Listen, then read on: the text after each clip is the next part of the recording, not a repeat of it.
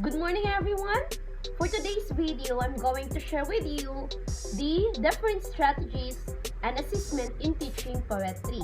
But before we start, let's define first what poetry is.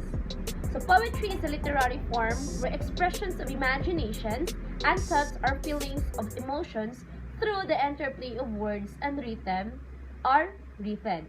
It is a form of art and considered as one of the most alluring forms of literature. So, poetry is a literature that evokes concentrated, imaginative awareness of experience of or a specific emotional response through language chosen and arranged for its meaning, sound, and rhythm. Today, we will learn a new topic, particularly literary masterpiece written by Robert Frost, a poem entitled Nothing Gold Can Stay.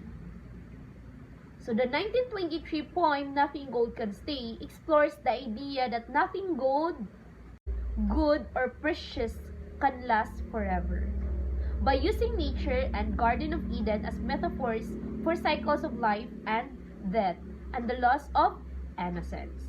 So before we proceed to the poem, first we meet the author of the poem, Robert Frost, one of the greatest American poets. Nothing Gold Can Stay is a famous short narrative poems about nature and its transience. The poem was published in Robert Frost Collections, New Hampshire in 1923. Okay. The poem titled Nothing Gold Can Stay. Nature's first green is gold, her hardest wood to hold. Her early are. Then leaf subsides to leaf, so Eden sunk to grief. Goes down today, nothing gold can stay. As you can observe, Nothing Gold Can Stay is a short poem of 8 lines that contains subtitle yet profound messages within metaphor, paradox, and allegory. It is a compressed piece of work in which each word and sound plays its part in full. It was written when Frost was 48 years old, an experienced poet whose life had known grief and family tragedy. The poem focuses on the inevitability of loss, how nature, time, and mythology are all subject to cycles. There are 5 strategies in teaching poetry. First is read it aloud a few times. The second one is the identify and define words students do not know. And the third one is visualize the images or to clarify words and phrases. And the fourth one is to teach figurative language to the students. And lastly is to evaluate the poem's theme and allow your understanding to grow. The first one is read it aloud a few times. The main reason to read poems out loud is to understand them better. Although subtitles, sounds, and rhythms are directly tied to the meaning of the poem, it's much harder to comprehend and interpret a poem without hearing it. Or better yet, reading it aloud for yourself. By reading the poem, you take on the role of the poem speaker that will give you insight into the speaker's perspective, which is critical for understanding a poem. So, you'll understand and remember more if you read it aloud. Why? Because memory and understanding are everything. If you remember something and understand it, it takes up long-term residence inside your brain. And then you can use that knowledge as a building block to discover more and more about the world of poetry. So the second one is proceed to the second one is the identify and define words students do not know. So we should always be the guide of our students, right? We should let them ask in their inquiries. So in reading a poem, we always encountered words which we cannot understand in the first glimpse. And I suggest, if you are planning, we first should install dictionaries. Because this is a powerful tool in terms of words we cannot easily understand. Dictionaries can answer it and guide the teacher as well. So the students will be enlightened about their queries that they may encounter reading a poem. The third one is to visualize the images, clarify words and phrases. Visualizing is when the author tells the picture in our head. Visualization brings the readers to life. It helps students to feel connected to the poem. They will be able to see the characters and their actions as if they are part of the scene. And by this, they are becoming more involved. So by letting the students visualize what is the real happening in that poem, they are being more engaged in the teaching learning process.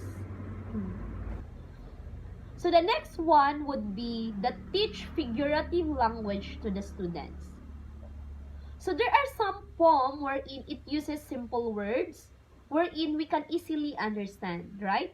But there are some poem that have words that different meanings, though it always important to teach our student the figurative language before we give the poem, for them to have background on different things that maybe they will encounter in reading a poem. So understanding the poetic device will help the students unlock the hidden meaning of a poem. So the figurative language will always encountered in different poems. So it is important to have a background of it. So figurative language are the following: alliteration, personification, allusions, paradox, metaphor, idiom, and anatopoeia. Next one is to evaluate the poem's theme and allow your understanding to grow. Themes include honesty, loyalty, perseverance, and delights. So themes are the main subjects that being discussed or described in a piece of writing. So it is important to know or acknowledge the theme of each poem, because we can get what is the real point of the writers, why or yes he write this kind of literary piece, what is all about, what's the point. That is a questions answers the theme. So theme help us to know and to the mark in our mind the main subject of a poem that we have to read. That is 5 strategies in teaching poetry effectively to our students. So in teaching assessment in teaching poetry, first is poetry portfolios. Second is teacher and peer conferences.